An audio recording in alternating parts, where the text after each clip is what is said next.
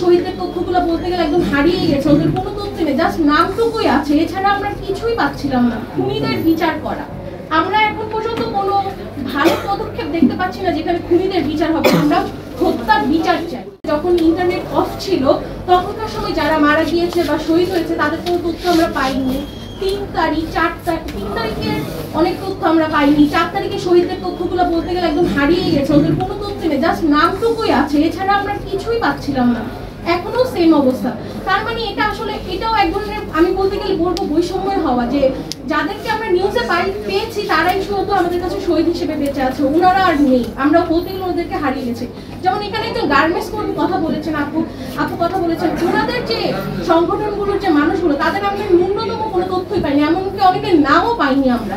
তো এটা আমাদের জন্য অনেক বড় একটা চ্যালেঞ্জিং বিষয় যে আমরা শহীদদেরকে সবাইকে একসাথে আমরা আনতে পারছি না আমাদের এই প্ল্যাটফর্মের মাধ্যমে।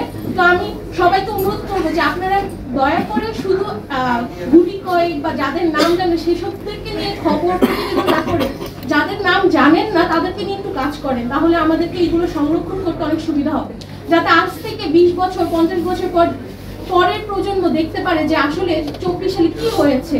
অলরেডি মানুষের মন থেকে এই জিনিসগুলো চলে যাচ্ছে, যা দেখা যাচ্ছে যে সবাই সবার জীবনে ব্যস্ত হয়ে গেছে এবং বিভিন্ন প্রোপাগান্ডার মাধ্যমে ছড়িয়ে দেওয়া হচ্ছে যে আসলে এরকম কিছু হয়নি। তো আমি সবার কাছে অনুরোধ করবো দয়া করে এইসব বিষয়গুলো একটু ফোকাস করবেন আপনারা। আর সর্বশেষ যে কথাটা বলবো, এই জিনিসগুলো সংরক্ষণ করার অন্যতম বিষয় ছিল যে খুনিদের বিচার করা।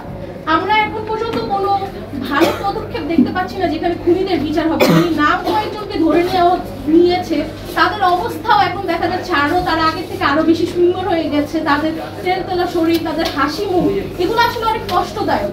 যে আগস্টের আগে যাদেরকে ধরে নেওয়া হয়েছে তারা কি অবস্থা ছিল, আর এখন যাদেরকে খুনি হিসেবে ধরে নিয়েছে তাদের কি অবস্থা, যখন দুটো ছবি পাশাপাশি আমরা দেখি আসলে ওই কষ্টটা ধরে রাখা যায় না। তো আমি সর্বশেষ এই কথাটাই বলতে চাই, আমরা যেই ডকুমেন্টেশন কাজগুলো করছি এটার মেইন উদ্দেশ্য হচ্ছে আমরা হত্যার বিচার চাই।